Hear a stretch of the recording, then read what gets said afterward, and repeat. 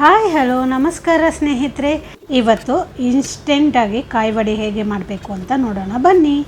ಅರ್ಧ ಕಪ್ಪು ತೆಂಗಿನಕಾಯಿ ತೊಗೊಂಡಿದ್ದೀನಿ, 4-5 ಹಸಿಮೆಣಸಿನಕಾಯಿ ತೊಗೊಂಡಿದ್ದೀನಿ. ಇವಾಗ ಇದನ್ನು ಮಿಕ್ಸಿ ಜಾರಿಗೆ ಹಾಕ್ಕೊಳ್ತಾ ಇದ್ದೀನಿ. ಇದಕ್ಕೆ ಒಂದು ಚಮಚ ಜೀರಿಗೆ ಹಾಕ್ಕೊಂಡು ಇವುಗಳನ್ನು ರುಬ್ಕೊಳ್ಬೇಕು.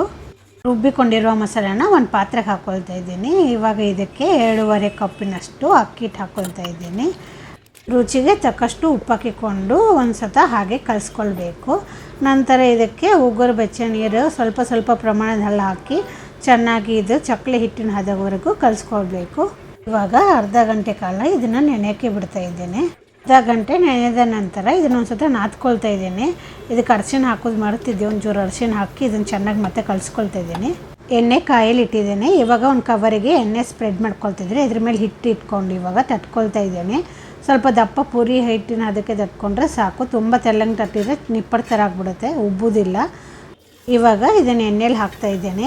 ಎಣ್ಣೆಲಿ ಹಾಕಿ 2-3 ಸೆಕೆಂಡಿಗೆ ಇದನ್ನು ಒತ್ತಬೇಕು.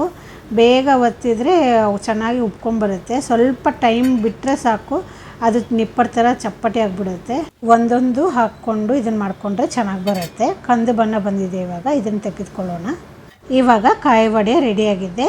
ಇದು ಹೊರಗಡೆಯಿಂದ ಸ್ವಲ್ಪ ಹಾರ್ಡಾಗಿರುತ್ತೆ, ಸೇಮ್ ಪೂರಿ ಥರನೇ ಇರುತ್ತೆ. ಒಂದು ಸತ ಈ ಥರ ಮಾಡಿಕೊಂಡು ತಿನ್ನಿ, ಹೇಗಿದೆ ಅಂತ ತಿಳಿಸಿ. ಓಕೆ, ಬಾಯ್.